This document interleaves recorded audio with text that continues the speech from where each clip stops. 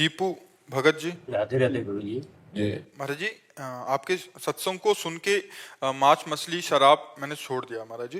गुरु जी, मेरे मन में एक विचार काफी समय से चला आ रहा है कि आप कहते हैं कि अतिथि देवो भव। मेरे घर पर अभी जो भी अतिथि आते हैं वो सभी मांस मछली का सेवन करते हैं और मैं उनको शाकाहारी खिलाता हूं। तो महाराज जी, वो गुस्सा होकर जाएं तो इनका कहना है कि और गुस्सा हो जाए, एक बीता और गुस्सा हो जाए। हाँ, नहीं, हमको हम जो पाते हैं वही पवाएंगे, अगर तुम जो पाते हो हम नहीं पवा पाएंगे। इन सबको छोड़ दिए हमने। आप एक ही लक्ष्य है, राधा रानी को प्राप्त करना। बिल्कुल, हाँ बिल्कुल। गंदा आहार किसी को नहीं पवाएंगे और रिश्तेदार बने रहे चाहे ना बने रहे, आप इसकी चिंता ना करो। कलिकाल है, अब प्रायः गंदगी ही बढ़ती चली जा रही है। कोई ये सात्विक आहार पसंद नहीं करता, दाल रोटी, अब सब गंदे आहार की तरफ बढ़ती जा रहे। तो आप गंदे मत बनो, आप स्वयं पवित्र रहो और जो आए उनको पवित्र पवाओ। मन आवे तो पाओ, ना आवे तो आप चले जाओ। गुरु जी, अगर नहीं पाके जाए तो मेरा कुछ नहीं, कोई उसमें अपराध नहीं, उत्तम मार्ग है, उत्तम बात है। कोई गलत आचरण करे तो उसको गलत आचरण करवावे तभी वो खुश रहेगा, ऐसा नहीं है। अगर आप गलत हो तो आप गलत हो, असंतुष्ट होकर जाओ। हमारा कोई अतिथि देवो भव इस बात के लिए है, हमने कई बार कहा, इसको बहुत अच्छे से समझना चाहिए। जिसका कोई परिचय नहीं है, जिसकी कोई तिथि तारीख नहीं आने की, अचानक कोई आ गया तो पहला स्वागत राधे श्याम। कोई भी हो, वाणी का स्वागत, मृदुल स्वागत, राधे श्याम, आओ बैठो, पानी पिएंगे आप?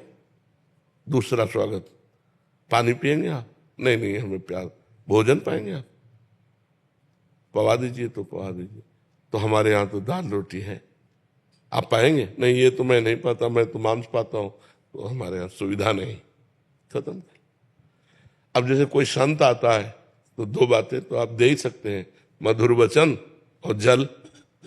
हमको रुपया चाहिए यज्ञ करने के लिए, भाई हमारे पास नहीं है, और है भी तो हमारी श्रद्धा नहीं, कुछ अपराध नहीं बनता। आप अगर सत्य से चल रहे हैं, कोई अपराध, हम आपको नहीं जानते, हमारी श्रद्धा नहीं कि हम 5,000 आपको दें। पता नहीं 5,000 का आप यज्ञ करोगे कि शराब पियोगे कि क्या करो। हमारी श्रद्धा बन जाए कि हम ये जाने कि आप पात्र हो, तो फिर हम आपको अर्थ दे सकते हैं। तो ये हम प्रवचन क्यों करें, हम तो सीधी बात है, दो का स्वागत किया, वचन और जल। तीसरा भोजन हमारे अनुसार, चौथा अर्थ श्रद्धा के अनुसार। अगर हमारी श्रद्धा है तो हम देंगे, हमारी श्रद्धा नहीं तो नहीं देंगे। बिल्कुल नहीं डरना चाहिए, कोई अपराध नहीं लगता। महाराज जी, इसमें एक प्रश्न, जैसे आपने बोला कि वो 5,000 मांगे तो नहीं देना चाहिए। महाराज जी, अगर वो कहे कि मेरे को भगवान प्रेरणा कर रहे हैं, अंदर से श्री जी प्रेरणा कर रहे हैं, तो हमारे अंदर पत्थर बैठा है क्या? वो भी वही, हमारे अंदर भी तो भगवान बैठा, वो प्रेरणा ही नहीं कर रहा। तुम्हारे अंदर प्रेरणा कर रहा, तुमने मांग लिया। हमारे अंदर प्रेरणा कर रहा है कि नहीं देना, तो मैं नहीं दे रहा हूँ। जब मेरे अंदर प्रेरणा करेगा दो तो मैं दे दूंगा। तुम्हारे अंदर भगवान, तो हमारे अंदर पत्थर थोड़ी बैठा है, वही भगवान ही तो बैठा है। दबना नहीं चाहिए। धर्म में कहीं भी झुकने वाली इस तरह की प्रवृत्ति नहीं। मान लो कोई ऐसा भी कह दे कि तो अगर रुपया नहीं दोगे तो तुम्हारे घर में हानि हो जाएगी, बिल्कुल नहीं डरना चाहिए। ऐसे पाखंड से नहीं डरना चाहिए, कुछ नहीं। जो रुपया पैसे का गुलाम होता है वो साधु नहीं होता। जो दूसरों से रुपया मांगे वो साधु नहीं होता। तब लग जोगी जगत गुरु, जब लग रहा है निराश, और जब आशा मन में भई जग गुरु जोगी दास। भगवान का दास बन करके साधु वेश रख कर रुपया मांगे घूमे, वो लक्ष्मी महारानी का दास हो सकता था, नारायण का दास नहीं हो सकता। तो हमको माया के दास से डरने की जरूरत नहीं है, हाँ भगवान के दास से डरने की जरूरत है।